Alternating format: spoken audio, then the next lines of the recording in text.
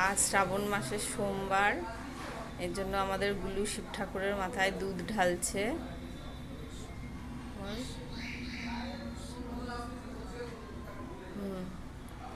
ফুল বেলপাতা নে। হ্যাঁ, বেলপাতাগুলো তো সব বাবা দিয়ে দিয়েছে, আমি দিয়েছি। আচ্ছা, ফুল দে। দে। হ্যাঁ,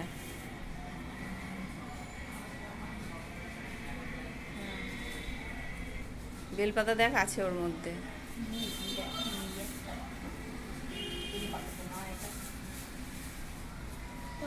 ঠিক আছে, ধূপকাঠিটা।